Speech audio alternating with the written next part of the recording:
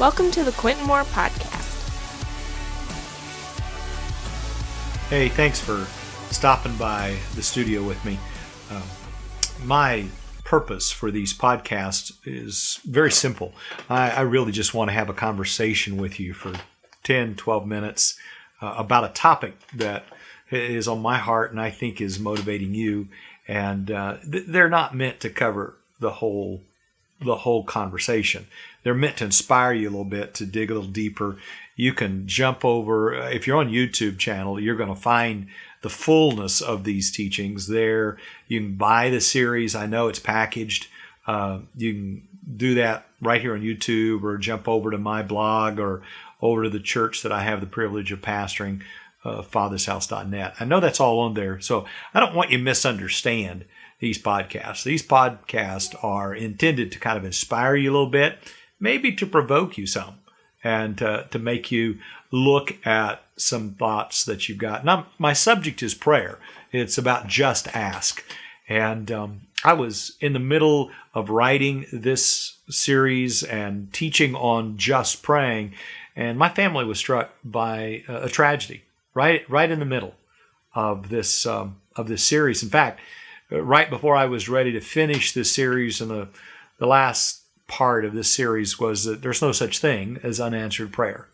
And right in the middle of that, my family experienced a really, really difficult moment.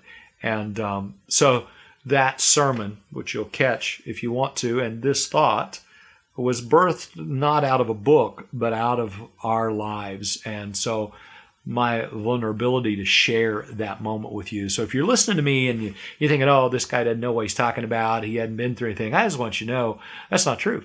Been through a lot, overcome a lot. That prayer does three things. Prayer either prevents things from happening, it changes what is happening, or it helps you to overcome what has already happened. That prayer is never powerless. That prayer is always the atmosphere in which God releases His will, His power, His presence. It establishes His reality in our earth. And that prayer really requires for us to come shamelessly, not afraid, not doubting, but with confidence, knowing that He hears us, and that if He hears us, He gives us whatever we ask. These are big words. The Bible is filled with these bold declarations of how we are the children of God, and that we can come into His presence and crawl on His lap, and that the method wherein He reveals Himself to us is in this conversation, and we call that conversation prayer. So it's the heart of everything. And just a little disclaimer there. I remember going on vacation with my family when I was a young boy. My dad was driving this Chrysler 300. It's a great car. And we were running on I-70 across the state of Kansas, headed towards Colorado in the mountains. And it's just long and flat, big highway. And we'd drive in the middle of the night. My parents thought that driving at night was the best way, you know. And us kids are in the back seat. And pretty soon I heard my mom scream, and my dad had fallen asleep at the wheel. And that car was running down the bar ditch. And Mom screamed, and Dad woke up and pulled that big old car back up on the highway. We were all fine. But he went to sleep at the wheel. And he went to sleep at the wheel, and, you know, you go to sleep when you stop moving. You go to sleep when you stop standing. You get comfortable, and you close your eyes. And so when you stop moving and you stop standing, and you get comfortable and you close your eyes, you'll fall asleep. And when you fall asleep, you might be running down the middle of a bar ditch. I think there's a lot of Christians that have fallen asleep when it comes to their prayer life because of any number of things. They've gotten a little too comfortable. They've stopped moving. They've stopped standing for anything. Unanswered prayer is really an unprayed prayer. It's prayer we don't pray that never quite manifests. And we have a tendency to blame God for prayers that we just not been willing to pray. Or we get in the middle of trauma We get in the middle of what looks to be unanswered, and we begin to question whether or not God hears us. And it's hard when you go through tribulations, and it's hard when it wasn't prevented or it wasn't changed, and now I have to overcome. I have to overcome something in my life. And prayer is the only way to overcome the challenges and the disappointments and the tribulations of this life. And that's not a time to stop praying. That's not a time to start doubting God. That's a time to be a little more persistent.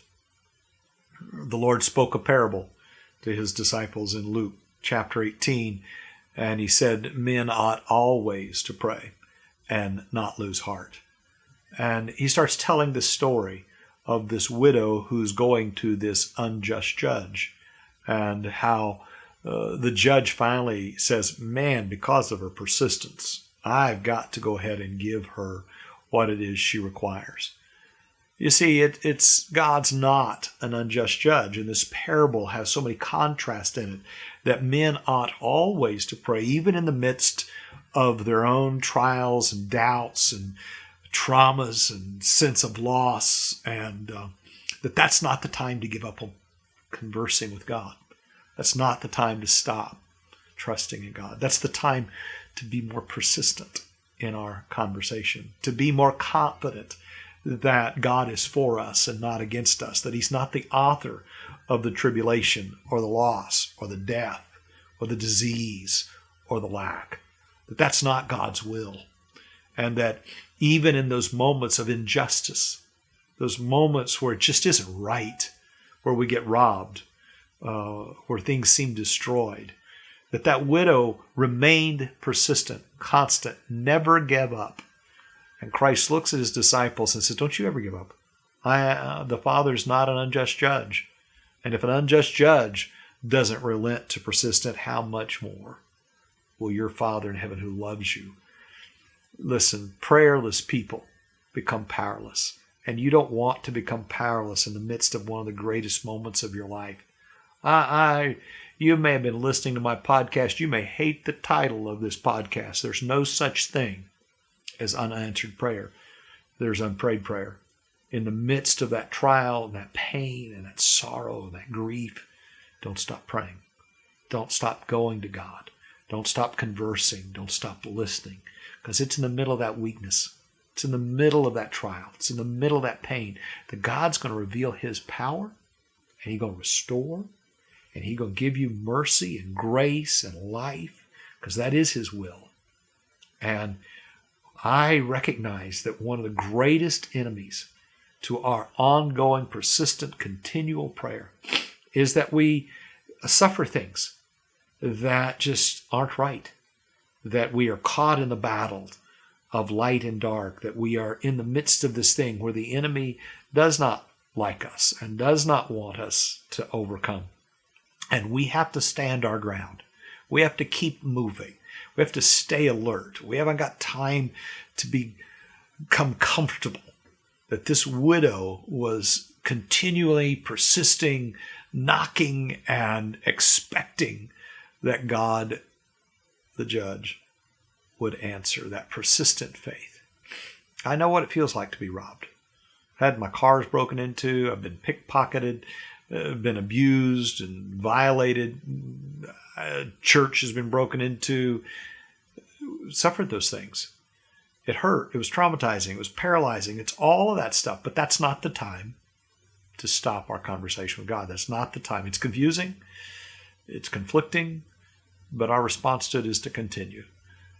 Don't be overcome with evil, but overcome evil with good, knowing that as we cry out to God, his goodness is greater than anything. The enemy has meant it for evil, but God has meant it for good, and that there's more to what's going on than what you can see, and that the trouble that we're in and the trauma that we've experienced is not meaningless. It's not meaningless. Now God's going to take these moments and he's going to turn them, and that we're in this not for the short run, but for the long haul, that we are moving from this moment, that we're moving from here. if you will pardon it, to eternity. We're moving from this moment into an eternal manifestation of God's greatness and generosity and goodness, and that this thing is not going to stop or separate me from the love of God. That thing, there's no such thing as unanswered prayer.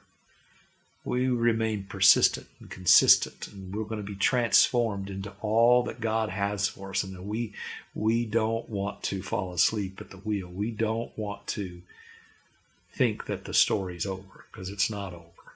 There's a surprise ending that's coming, and it's a glorious one. It's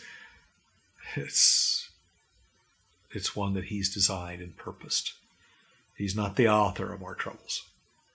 He is the finisher of our faith. And we live in that tension between what is and what is yet to be seen. And we don't have to accept where we're at. We just have to remain persistent in our prayer, knowing that He turns our sorrow and our mourning into dancing. Dawned on me just recently. People are watching. They're watching to see how I respond to life, or whether or not I give up, or whether or not I stay up. And men ought always, they should continue to pray, continue to rely on the God that at this moment might not be seen or felt, but He's there. So, no such thing. There's no such thing. He said if you have confidence, whatever you ask, it'll be done. Sometimes prayer prevents things from happening. Sometimes it changes things from happening. And sometimes prayer empowers us to overcome things that have happened. Don't ever, ever stop. Stay persistent in your life of prayer. Keep bringing those sorrows into His presence, and He'll change them. Again, it's just always my honor that you'd stop by and listen to the podcast. Again, I mean them to be inspirational. Just keep looking right there on the channel. Subscribe to it. Jump over to my blog. Come onto the church page. This was one of the most profound series that I had the privilege of teaching. I'm actually trying to write it. It's worth your time to listen to all of it. I really mean this. It's worth your time to buy the whole thing and give it to somebody, send it to somebody. Not everybody will do what you did, which is locate me on the podcast. So from my heart to your home. Thanks for listening to this episode of the Quentin Moore Podcast. You can connect with Quentin online at quentinmoore.com or on social media using @BishopQuentin.